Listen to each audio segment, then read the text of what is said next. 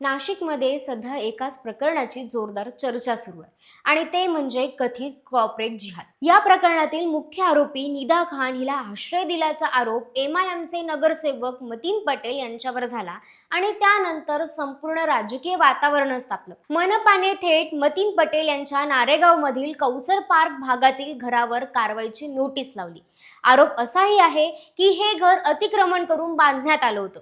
इतकंच नाही तर बिस्मिल्ला कॉलनीतील दुसरं घर आणि मुख्य रस्त्यावरील कार्यालयही अनधिकृत असल्याचं समोर आलं. आता 3 दिवसात समाधानकारक खुलासा न दिल्यास बुलडोझर चालवण्याचा इशारा देण्यात आलाय. गुन्हेगाराला आश्रय दिल्यामुळे मतीन पटेल यांनाही सह आरोपी करण्यात आले. पण या संपूर्ण प्रकरणाला वेगळं वळण मिळालं तेव्हा जेव्हा एमआयएमचे प्रमुख असुद्दीन औसेवी मैदानात उतरले. ओवेसींनी पत्रकार परिषद घेत थेट प्रशासनाच्या भूमिकेवर प्रश्नचिन्ह उभं केलं. ते म्हणाले, एखाद्याच्या घरातून बुरखा, नकाब किंवा धार्मिक पुस्तक सापडलं म्हणजे तो गुन्हेगार ठरत नाही. टीसीएसच्या प्रकरणाचा एमआयएमशी संबंध जोडणं चुकीचं असल्याचंही त्यांनी सांगितलं. त्यांच्या मते हा सुरक्षित मुस्लिम तरुण तरुणींना टार्गेट करण्याचा कट आहे. निदा खानचा एचआर विभागाशी काहीही संबंध नसल्याचं टीसीएसच्या निवेदनात स्पष्ट करण्यात आले असंही त्यांनी सांगितलं. त्यामुळे आता हा मुद्दा केवळ कायदेशीर राहिलेला नाही तर राजकीय आणि धार्मिक रंगही घेताना दिसतोय. दरम्यान मतीन पटेल यांच्यावर मनपा प्रशासन आधीपासूनच नाराज असल्याची चर्चा आहे. काही दिवसांपूर्वी शहागंज भागात अतिक्रमण विरोधी कारवाई दरम्यान मतीन यांनी अधिकाऱ्यांशी दमदाटी केल्याचा आरोप झाला होता. त्यावेळी गुन्हा दाखल होऊनही त्यांनी अरेरावी कमी झाली नाही असं बोललं जात होतं. त्यामुळे प्रशासन योग्य संधीच्या शोधात होतं आणि निदा खान प्रकरण त्यांना मोठं निमित्त मिळालं अशी शहरात चर्चा रंगली.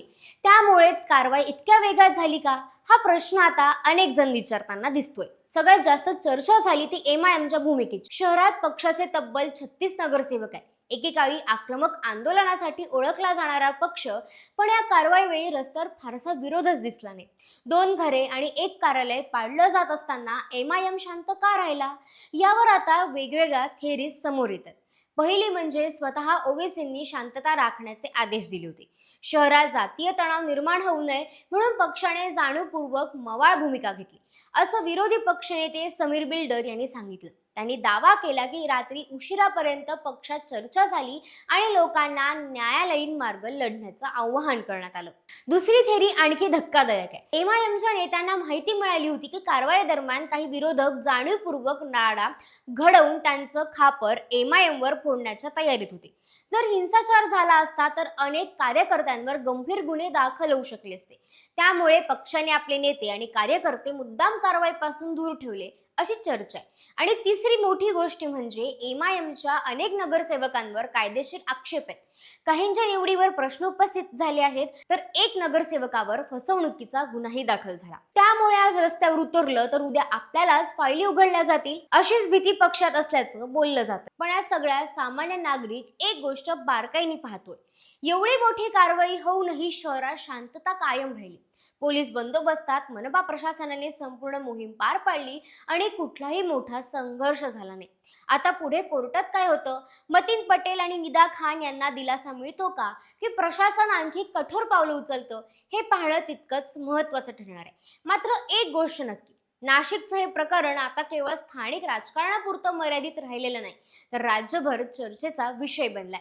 आता या सगळ्या मुद्द्यावर तुम्हाला काय वाटतं आम्हाला कमेंट करून नक्की सांगा आणि अशा जरा हटके खबरसाठी जरा हटकेला आता सबस्क्राईब करा.